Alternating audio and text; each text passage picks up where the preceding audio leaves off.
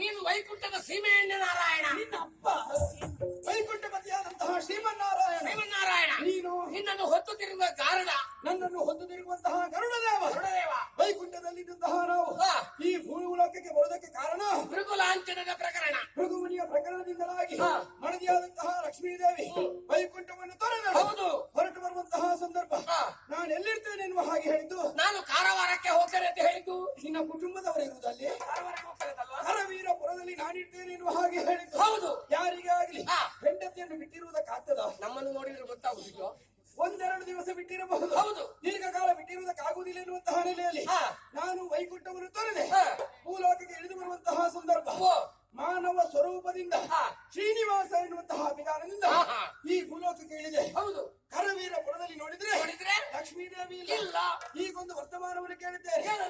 ಆಕಾಶರಾಯ ಧರಣಿ ದೇವಿಗೆ ಮಗಳಾಗಿ ಒಬ್ಬಾಕೆ ತರುಣಿ ಹುಟ್ಟಿ ಬಂದಿದ್ದಾಳೆ. ಪದ್ಮಾವತಿ ನಾಮಕಳು.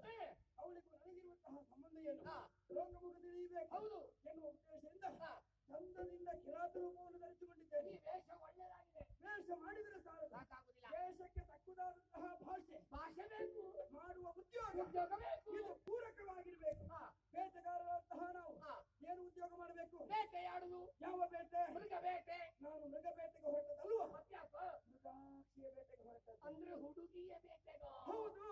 ಹೋಗಬೇಕು. ಹೌದು. ಹೋಗುವ. ಹೇಗೆ ಹೋಗೋಣ? ನಡ್ಕೊಂಡು ಹೋಗುವ. ಸಮಯಕ್ಕೆ ಸರಿಯಾಗಿ ತಲುಪುವುದಕ್ಕಾಗ್ತದೆ? ಆಗುದಿಲ್ಲ. ನಮಗೆ ವಾಹನ ಬೇಕು. ನಮ್ಮಲ್ಲಿ ವಾಹನ ಇಲ್ಲ. ಅದು ನೋಡು.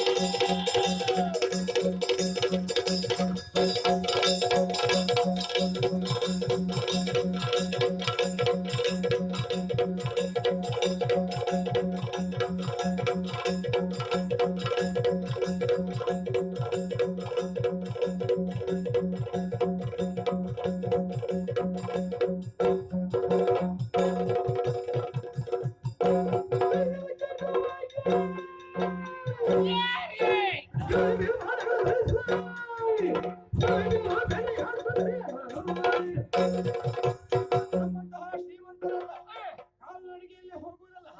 ನಮಗೆ ವಾಹನದ ಅಗತ್ಯವಿದೆ. ನಮ್ಮಲ್ಲಿ ಇಲ್ಲ ಅಂತಾದ್ರೂ ಯಾರಲ್ಲಿ ಉಂಟು ಎನ್ನುವುದನ್ನು ನೋಡ್ಬೇಕು. ನನಗೆ ಕೊಡುವವರು ಯಾರಿದ್ದಾರೆ? ಅದು ನೋಡು. ಏನು ಸಂಕಲ್ಪ ಮಾಡಿದ್ದೆ ತಡ.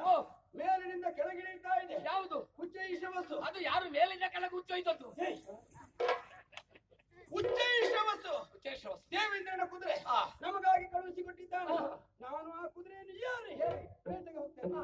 ನೀನು? ನಾನು ನಿನ್ನ ಬಾಲ ಹಿಡ್ಕೊಂಡು ಬರ್ತೇನೆ. ನನಗೆ ಬಾಲ ಉಂಟಾ? ನೀನು ಏರಿದ ಕುದುರೆಯ ಬಾಲ ಹಿಡ್ಕೊಂಡು ನೇತಾಡಿಕೊಂಡು ಬರ್ತೇನೆ. ಎಲ್ಲಿಯಾದ್ರೂ ವೇಗವಾಗಿ ಓಡುವುದಕ್ಕೆ ತೊಡಗಿದ್ರೆ ಕೂಡಿದಷ್ಟು ವೇಗದಲ್ಲಿ ಓಡ್ತೇನೆ. ಆಗದಿದ್ರೆ ಬಾಲವನ್ನು ಗಟ್ಟಿ ಹಿಡ್ಕೊಳ್ತೇನೆ. ನೆಲದಿಂದ ಕಾಲು ತಪ್ಪಿಸ್ತೇನೆ. ಹೊರಡೋಣ.